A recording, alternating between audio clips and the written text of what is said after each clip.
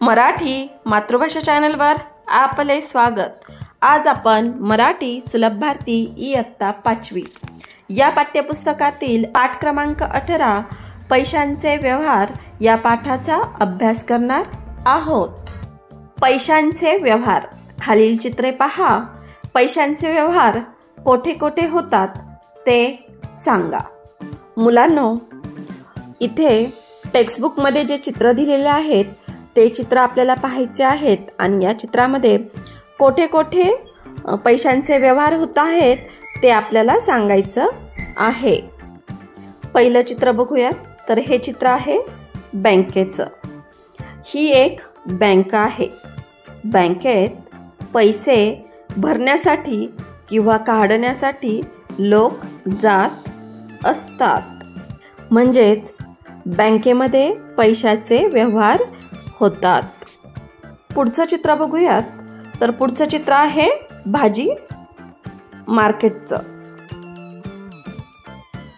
हे एक भाजी बाजारातील दृश्य आहे। लोक इथे भाजी घ्यायला येतात आणि भाजी घेताना पैशाचे व्यवहार होतात।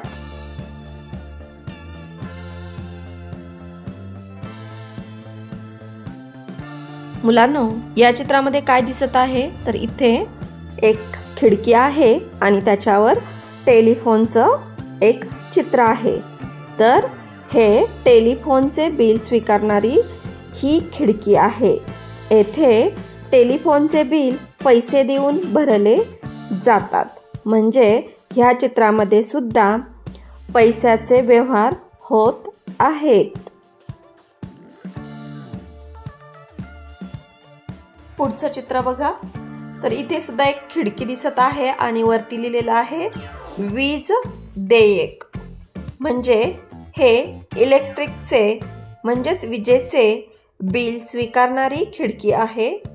इथे विजेचे बिल पैसे देऊन भरली जातात, म्हणजेच लाईट बिल या ठिकाणी भरलं जातं, म्हणजे इथे सुद्धा पैशाचे व्यवहार होतात।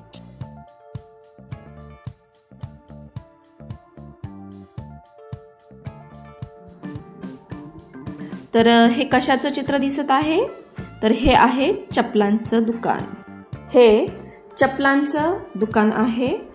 येथे चप्पल, बूट यांची खरेदी पैसे देऊन केली जाते। तर या ठिकाणी सुद्धा पैशांचे व्यवहार केले जातात।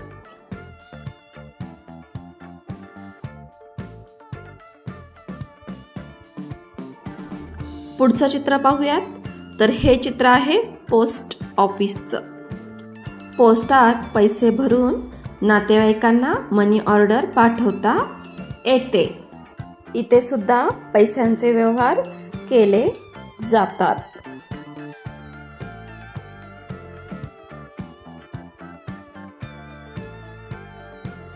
तर हे आहे कपड्यांचं दुकान।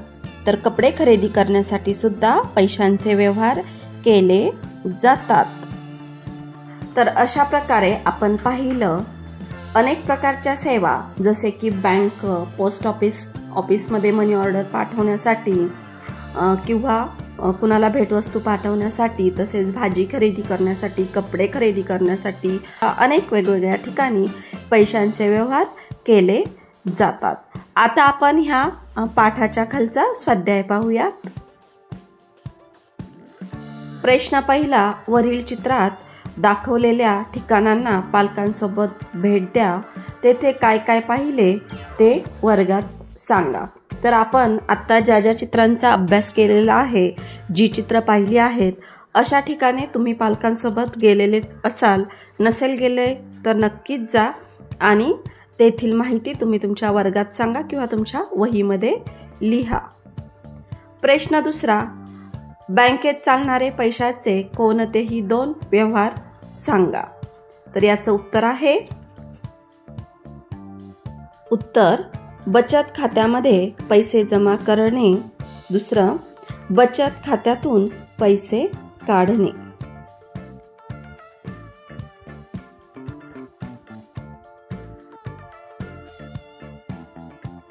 प्रश्न तिसरा, जोड्या जुळवा. पहिलं विजेचे बिल भरणे, तर याचं उत्तर आहे वीज देयक केंद्र. मनी ऑर्डर करणे, पोस्ट ऑफिस. फोनचे बिल, दूरध्वनी केंद्र.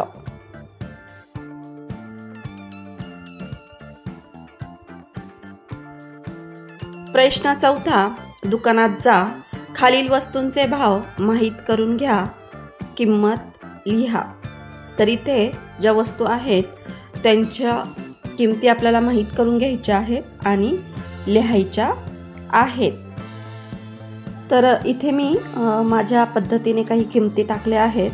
तर तुम्ही सुद्धा दुकानात जाऊन त्या किमती माहिती करून घ्या आणि तुमच्या पद्धतीने इथे तुम्ही किमती लिहू शकता.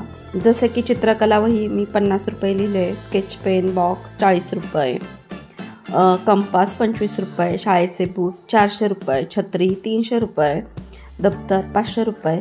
तर अशा पद्धतीने तुम्ही सुद्धा इथे वेगवेगळ्या तुम्हाला जशा योग्य वाटतील तशा प्राइस तुम्ही इथे लिहू शकता.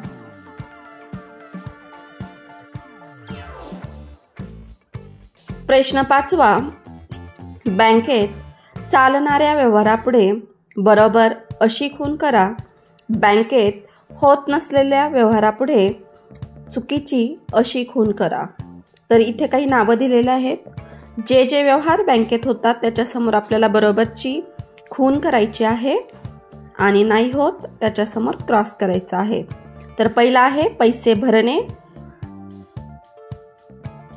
तर हे बरोबर आहे. पैसे काढणे हे सुद्धा बरोबर आहे. पत्र टाकणे हे चुकीचं आहे. चेक देणे बरोबर. मनी ऑर्डर करणे चूक. विम्याची रक्कम भरणे चूक. दागिने सुरक्षित ठेवणे बरोबर. चेक वटवणे बरोबर. वीज बिल भरणे चूक. कर्ज घेणे बरोबर. दागिने गहाण ठेवणे बरोबर. मुदत ठेवीच्या योजना बरोबर. मुलांनो, अशा पद्धतीने आपला हा चॅप्टर कंप्लीट झालेला आहे. अशाच प्रकारच्या नवनवीन शैक्षणिक व्हिडिओ पाहण्यासाठी व्हिडिओला लाईक करा, शेअर करा आणि चॅनलला सबस्क्राईब करा. थँक्यू.